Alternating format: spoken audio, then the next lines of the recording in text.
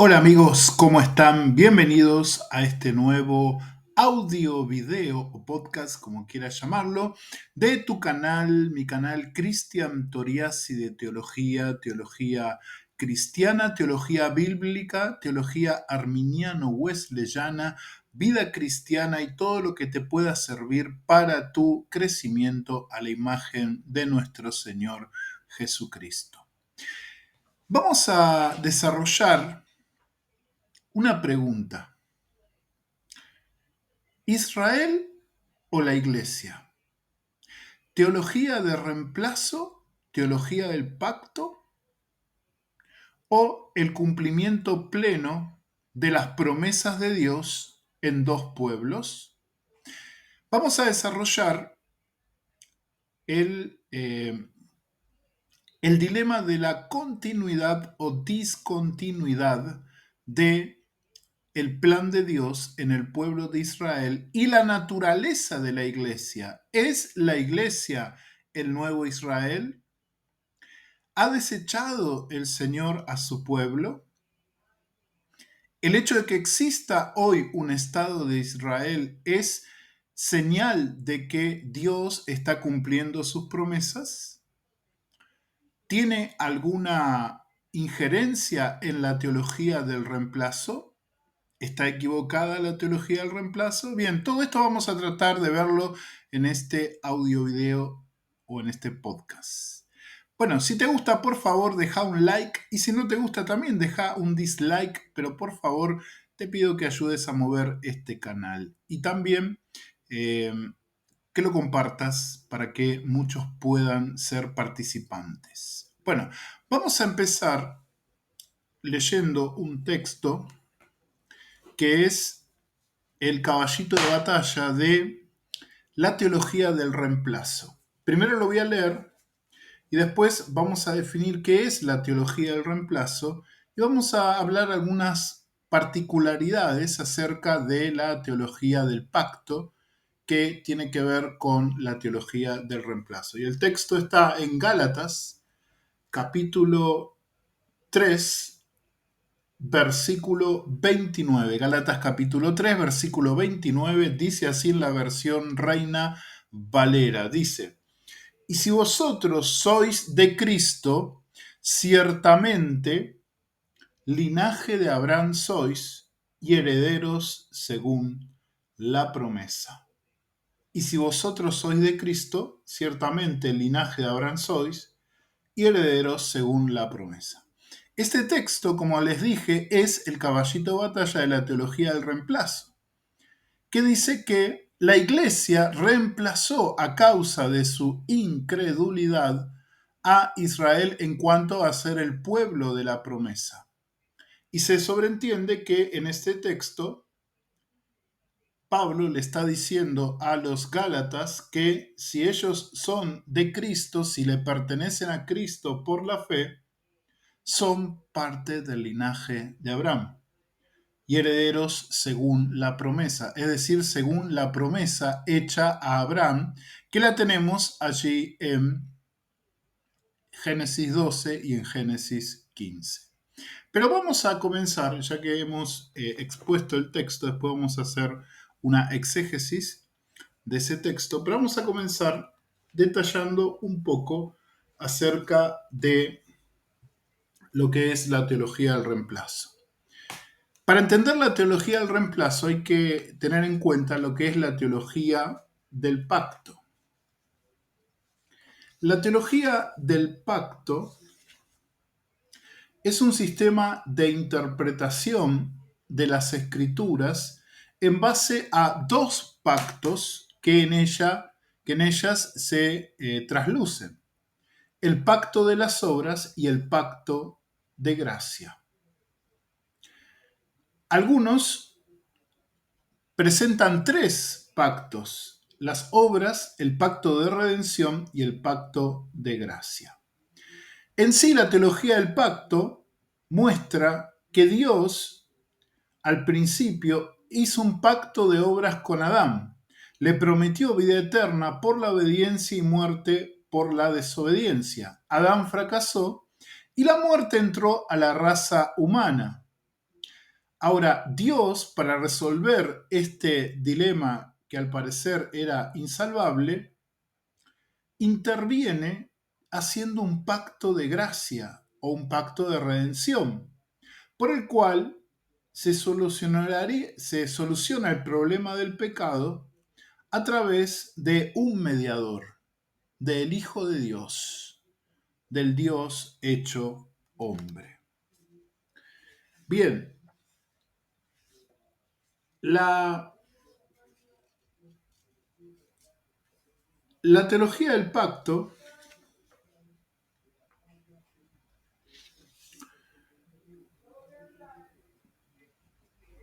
tiene estas, vamos a tomar estas tres afirmaciones. Vamos a tomar la afirmación del pacto de obras, del pacto de redención y del pacto de gracia. Se llama pacto de obras o pacto de vida porque refleja la recompensa por la obediencia a la ley de Dios, al mandato de Dios. Porque está ligada a las obras como condición de la promesa.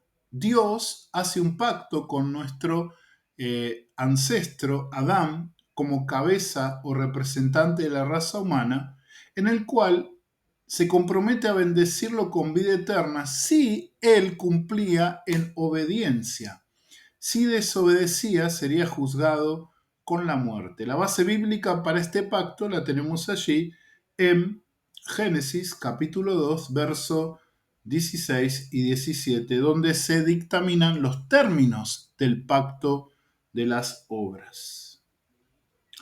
Bien, también se sugiere el pacto o el principio de este pacto en Levítico 18:5, Ezequiel 20:11, etc.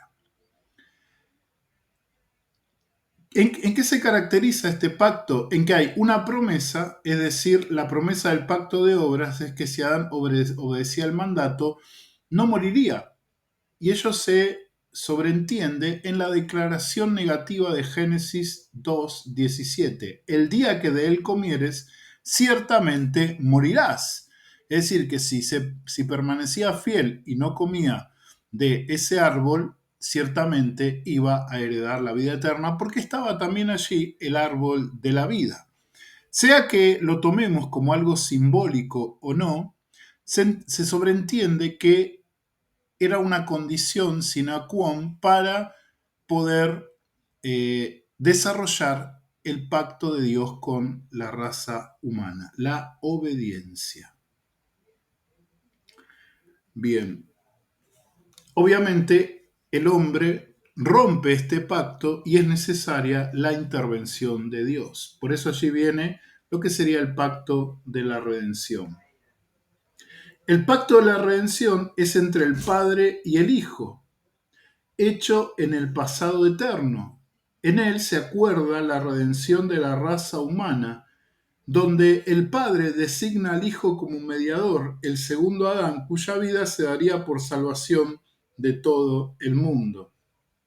El Hijo acepta la comisión y promete que haría la obra encomendada y cumpliría con la justicia en obediencia a la ley de Dios que había sido ya quebrantada por nuestro ancestro Adán. Hay mucha base escritural para esto y lo tenemos allí en Efesios 1, 3:14, 3:11, 2 Tesalonicenses 2:13, 2 Timoteo 1:9 y Santiago 2:5, entre otros. El mismo Señor Jesucristo se refirió a su obra en esta tierra como una comisión. Juan 5:30, verso 43 también, 6, 38, 40, 17, 4, 12. Siempre nuestro Señor Jesucristo aclaró ante las multitudes que Él venía a hacer la voluntad de su Padre y a cumplir lo que Él quería para Él y para toda la humanidad, porque en su cumplimiento vendría la redención para todos. Bien.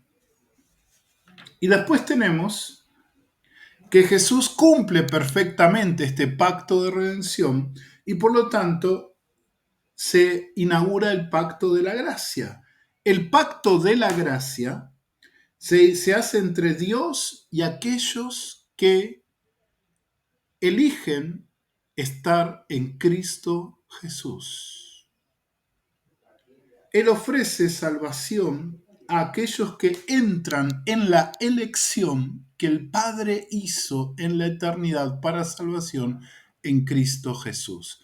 No de los elegidos, sino de los que entran en la elección, en el llamado eterno. Y ahí tenemos como prueba, esto sí lo voy a leer, Efesios capítulo 1, Efesios capítulo 1, versículo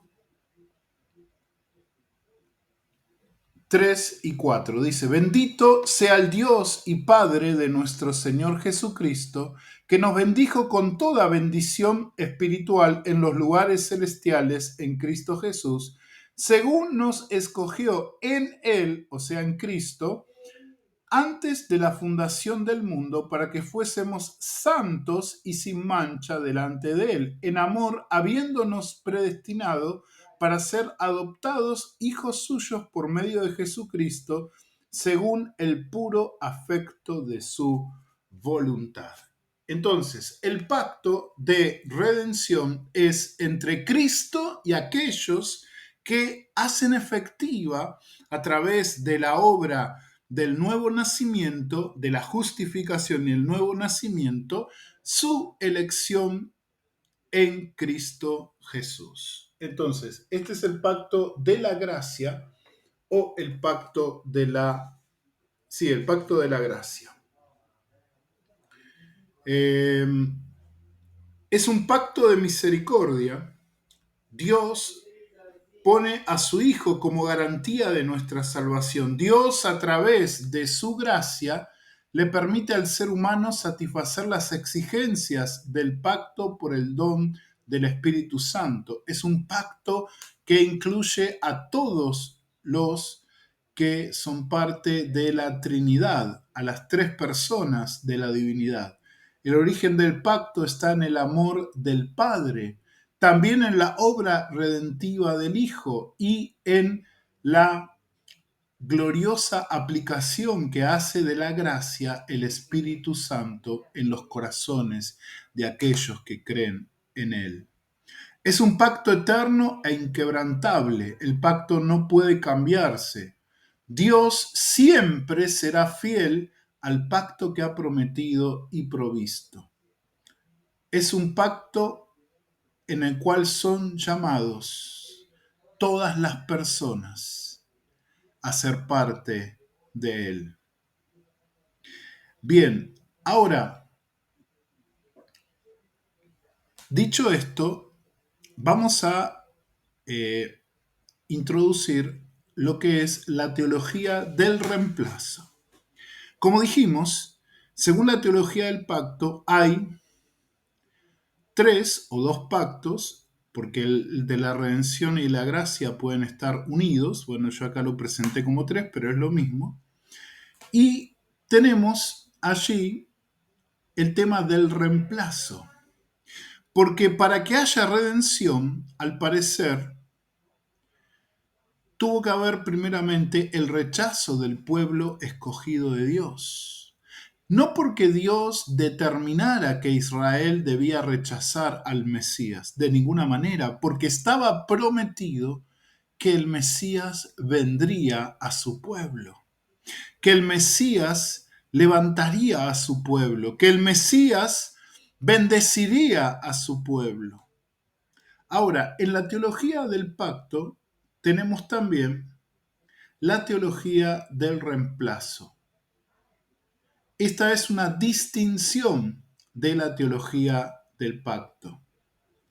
En su terminología refleja la enseñanza de que la Iglesia, como nuevo pueblo de Dios, reemplazó a Israel en el programa de Dios. Se cree pues que tanto como Israel rechazó a Jesús como su Mesías, Dios reemplazó a Israel por la Iglesia. Israel ya no tiene futuro en el programa de Dios según la teología del reemplazo. Las promesas que Dios ha hecho a Israel se han cumplido en la iglesia. Quiero leerles lo que dice un teólogo de mi iglesia, de la iglesia del Nazareno, un teólogo wesleyano, que creo que ya no está más entre nosotros, H. Ray Dunning, en su libro Gracia, Fe y Santidad, una teología sistemática wesleyana, que es un libro hermoso, y quiero leerles lo que habla acerca de la teología del pacto desde una perspectiva, o del reemplazo, desde una perspectiva arminiano-wesleyana o wesleyana, ¿no? Pero una perspectiva wesleyana específicamente desde la teología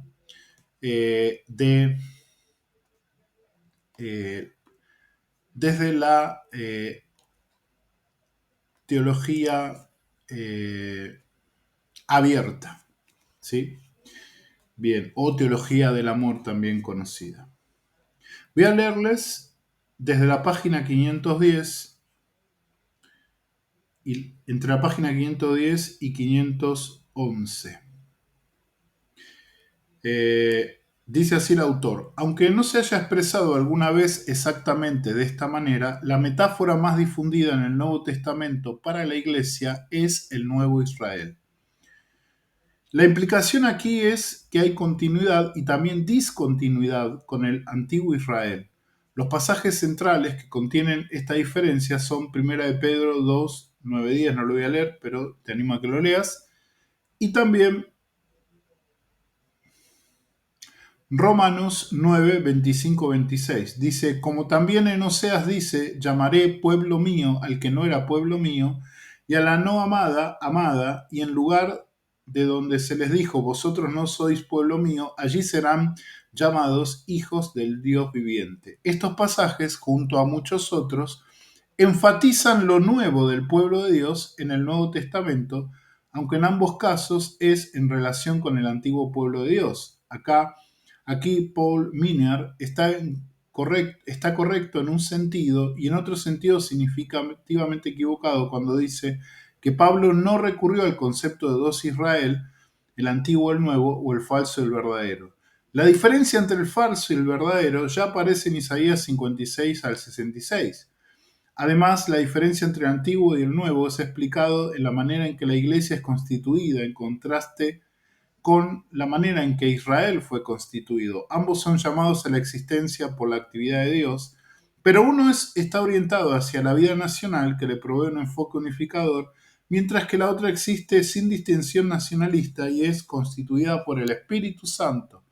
Lo que provee la continuidad entre ellos es el hecho de que la elección, lo que constituye tanto a Israel como a la Iglesia, como al pueblo de Dios, lo que además sugiere que la naturaleza de la Iglesia se puede inferir del significado de la elección de Israel, como se ha notado en nuestra discusión, previa sobre la elección.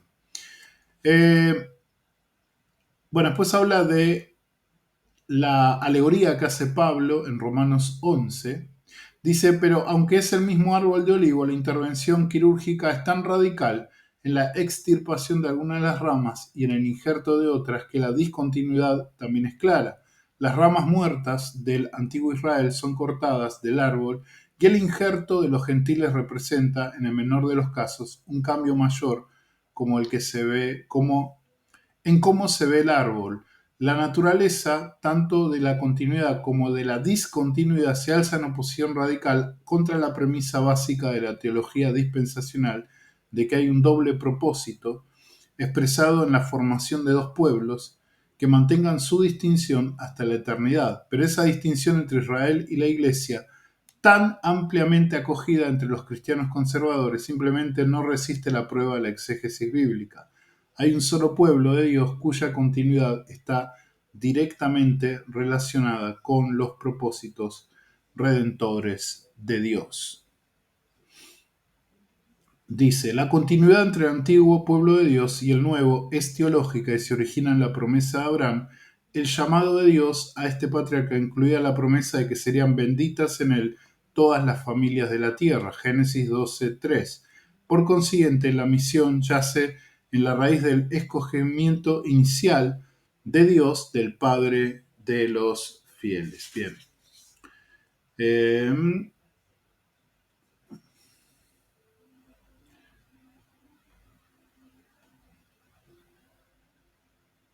Bien.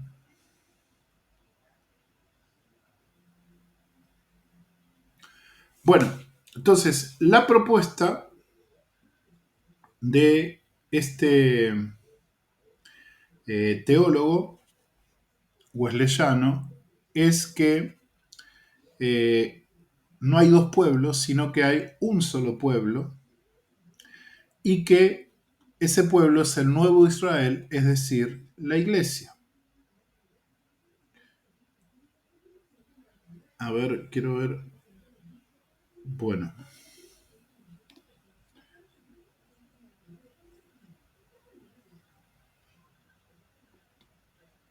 bien. Pero también es claro el autor en que habla de Israel, del nuevo Israel, no como una entidad sociológica o antropológica, sino como una entidad teológica. Y voy a leer el párrafo. La manera en que los escritores de la página 513 dice, la manera en que los escritores del Nuevo Testamento se apropian y emplean el lenguaje que literalmente le pertenece a Israel, demuestra que están pensando acerca de la iglesia en el sentido teológico y no como una entidad sociológica. En la situación polémica de la carta a los Gálatas, Pablo se refiere al Israel de Dios, eh, capítulo 6, verso 16, como aquellos que trascienden la distinción creada por la circuncisión. Vamos a leer Gálatas 6, 16. Dice, y a todos los que anden conforme a esta regla, paz y misericordia a ellos y al Israel de Dios. Dice el versículo 15, porque en Cristo Jesús ni la circuncisión vale nada, ni la incircuncisión, sino una nueva creación. Entonces, es cierto que en el texto que leímos de Danin se apoya la entidad de un solo pueblo, de un nuevo pueblo, identificado con el nuevo Israel, es decir, con la iglesia. Pero también no se descarta que Dios haya desechado en forma total a Israel como pueblo antropológico. Esa es la base del pensamiento dispensacional eh, progresivo que ve a Israel no como un pueblo separado, sino como el pueblo que rechazó al Señor, pero que está todavía dentro de los planes redentores eh, y de salvación para toda la humanidad. ¿Sí? No hay un rechazo total a el pueblo de Israel. Bien, ahora, ¿qué podemos decir acerca de la teología del reemplazo? La teología del reemplazo se desarrolla durante o a través de muchos siglos. Agustín, en el 354-430, veía que la iglesia había reemplazado a Israel. Creía que las promesas hechas a Israel se cumplirían en la iglesia. Líderes de la iglesia como Jerónimo y Crisótomo suscitaron fuertes polémicas contra los judíos. El antisemitismo fue prominente en la Edad Media y culmina con las atrocidades que se dan en las cruzadas, no solo contra los musulmanes, sino también contra Israel. La perspectiva dominante durante esos siglos era que Dios había rechazado al pueblo de Israel y que los había reemplazado por la iglesia. Bueno, vimos Gálatas 3:29 y Gálatas 6:16 como la base para la teología del reemplazo. Ahora, en sí la teología del pacto no es contraria a las escrituras. Si bien no podemos asegurar de que es un pacto definido, el pacto de Dios con Adán, sí entendemos que hay un pacto donde son preeminentes las obras, aunque la gracia siempre está presente durante el transcurrir de la historia de la salvación eh, en la historia del pueblo de Israel, en la historia de la formación del pueblo del cual vendría el Mesías de Dios, el ungido del Señor. El pacto de la redención es claro. El pacto de la redención está en las Escrituras. Está claramente delimitado en las profecías del Antiguo Testamento, en la vida del propio pueblo de Israel y en el cumplimiento en la venida del Mesías, nuestro Señor Jesucristo. Ahora, el problema es la teología del reemplazo.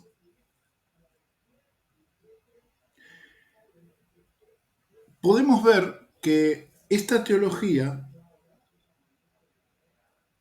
tiene una debilidad, es que se apoya en una hermenéutica altamente alegórica. Se da por hecho que Israel en el Nuevo Testamento y en el Antiguo Testamento es la iglesia. Pero si hacemos un análisis de este nombre, vamos a entender que el nombre de Israel o la palabra Israel nunca se usa en un sentido alegórico, sino que siempre se refiere a la descendencia del patriarca Jacob. Usar una hermenéutica alegórica no nos permite ser objetivos en la interpretación, sino todo lo contrario, ir hacia una postura subjetiva y que nos lleva a la pregunta de que si se pueden alegorizar los textos en relación a Israel, ¿qué más podemos alegorizar? Porque de esta manera se pueden alegorizar todas las afirmaciones, por ejemplo, de nuestro Señor Jesucristo, llegando a la idea equivocada, por ejemplo, de que Jesús no es Dios. La Biblia es clara en que Dios no ha abandonado al pueblo hebreo. El apóstol Pablo hace la pregunta y luego la responde en forma categórica. Digo pues, ¿ha desechado Dios a su pueblo? En ninguna manera, porque también soy yo israelita, de la descendencia de Abraham, de la tribu de Benjamín. No ha desechado Dios a su pueblo, al cual desde antes conoció. Romanos 11, 1 al 2. El apóstol incluso hace un comentario provocador, afirmando que aún en su incredulidad, los israelitas siguen siendo el pueblo escogido de Dios. Esto lo tenemos allí en Romanos 11, 28 al 29. Bien, entonces podemos llegar a la conclusión, al igual que el teólogo Dunning, que es cierto que la iglesia llegó a existir para cumplir el propósito por el cual fue desechado Israel por no aceptar a nuestro Señor Jesús como el Mesías.